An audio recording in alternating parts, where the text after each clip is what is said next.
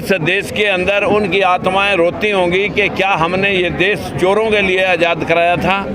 देश के अंदर हालात इतने कारगर हुए कि जो ओबीसी समाज, जिसमें राजगुरु सुखदेव भगत सिंह आते हैं, जिसमें हमारे ऊधम सिंह कंबोज ओबीसी समाज में आते हैं, जिसमें सुभाष चंद्र बोस ओबीसी समाज से आते हैं, जिसमें राव तुलाराम ओबीसी समाज से आते हैं, जिसमें राजा नाहर सिंह और उसके सेनापति गुलाब सिंह जिनको फांसी चांदनी चौक में दी गई थी ओबीसी समाज से आते हैं, जो धन सिंह कोतवाल जिसने क्रांतिकारी छोड़ दिए थे वो लोग सब ओबीसी समाज से आते हैं। आज ओबीसी समाज और एससी समाज की जो 85% जनसंख्या है उसको हाशिए पे धकेल दिया गया है। हमारे देश के अंदर आज 25 हाई कोर्ट एक सुप्रीम कोर्ट है, लेकिन सिर्फ दलित पिछड़ा और माइनॉरिटी की सिर्फ 18 जज हैं जो 3% से भी कम हैं।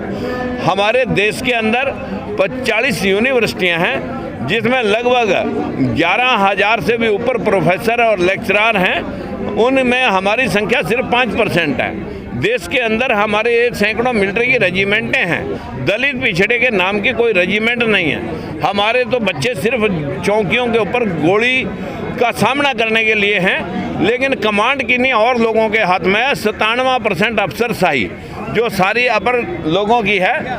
देश के अंदर 300 राजदूत बाहर जाते हैं, कोई राजदूत इस समाज से नहीं है। उन शहादत देने वाले लोगों की आत्माएं क्या कहती होंगी कि जिन समाज के लिए राजगुरु सुखदेव भगत सिंह, ऊधम सिंह कंबोज और जिन सब शहीदों ने जो गर्दनें कटाई थी, क्या उन लोगों का शोषण देखने के लिए गर्दनें कटाई गई थी।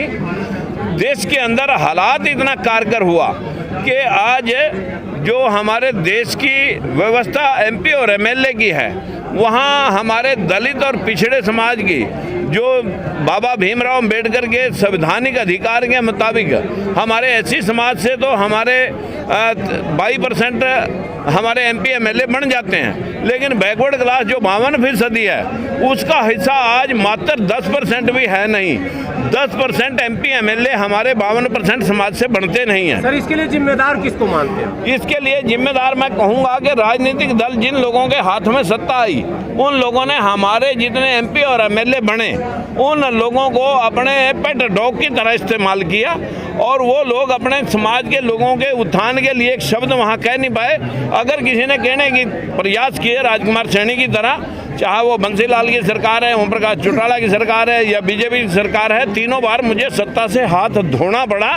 जो भी आवाज़ दलित समाज के साथ हो रहे शोषण की आवाज़ उठाता है, ये लोग उसे काट देते हैं और उसे राजनीतिक तौर पर उसकी हत्या कराने का प्रयास करते हैं। अब इसका हल क्या है सर? इसका हल आज हमने ढूंढा है कि हम उन शहीदों के इसी नमन करते हुए एक संकल्प लेकर के यहाँ से जाएंगे कि भाई जितने भी हम राजनीतिक दलों में अलग अलग नामों, अलग अलग राजनीतिक पार्टियाँ बना करके बंटे हुए हैं, कि हम इकट्ठा होकर के एमसीडी का चुनाव या हरियाणा के अंदर विधानसभा लोकसभा चुनावों के अंदर और या हमारे पूरे देश के अंदर जहाँ जहाँ चुनाव अभी कमिंग सून जो है ना होने वाले हैं, वहाँ पर हम अपनी उपस्थिति दर्ज कराने के लिए एक राजनीतिक दल बनाएंगे।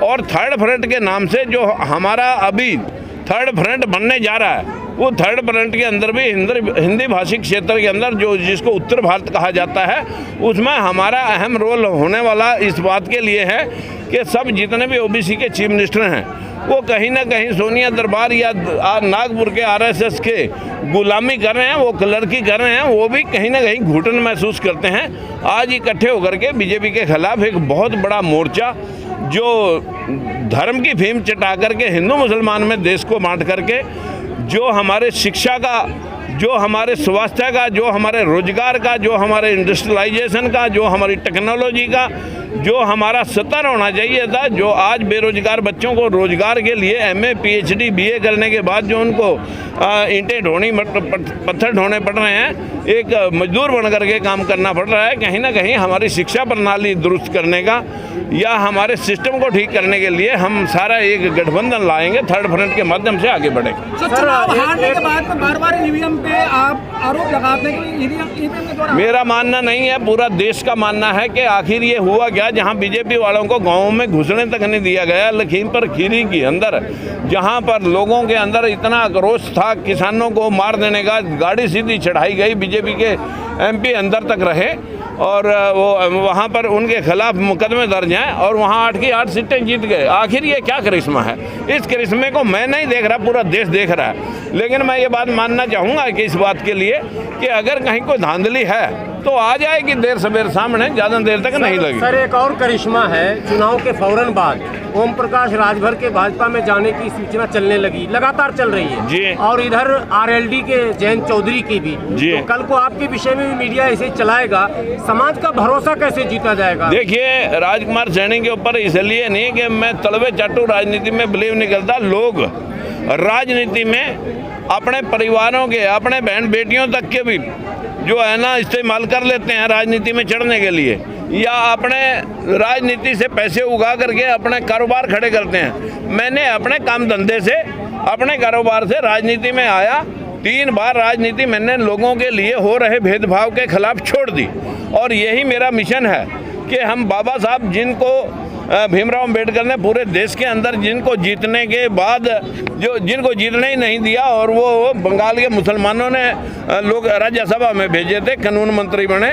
इसी प्रकार से महात्मा ज्योतिबा फूले जिनको भी घर से निकलवा दिया गया था, उसी विचारधारा पर राजगुरु सुखदेव भगत सिंह जिन्होंने अपने गढ़ कटाए थे, उधम सिंह कंबोज, सुभाष चंद्र बोस ने जब छावनियाँ अंग्रेजों की नेस्तनाबूद की थी, और ठीक ऐसे ही अपने बीमार भाई को छोड़ करके उधम सिंह कंबोज इंग्लैंड में जाके जनरल डायर को मारा था, तब अंग्रेजों ने समझा था कि देश छोड़ना पड़ेगा। इन लोगों को भी देश अब जो है ना किनारे पर बैठना पड़ेगा, जो अभी तक हमारा शोषण कर रहे हैं। बहुत ज़्यादा देर तक ये मिशन रुकेगा नहीं। फिल्म आ गई, समय है, एक फिल्म आ गई सर, एकजुट कर रहे हैं हिंदुओं को। ये जो हिंदू मुसलमान की विचारधारा है, ये जो फिल्म दिखा करके 5,000 करोड़ रुपए का इससे भी बिजनेस किया जा रहा है। हमारे देश के अंदर जो लोग इस प्रकार से देश के अंदर हिंदू मुसलमान का जहर फैला करके हमारे देश के अंदर, अगर बाबा साहब को भी किसी ने भेजा था संविधान लिखने के लिए तो मुसलमानों ने भेजा था।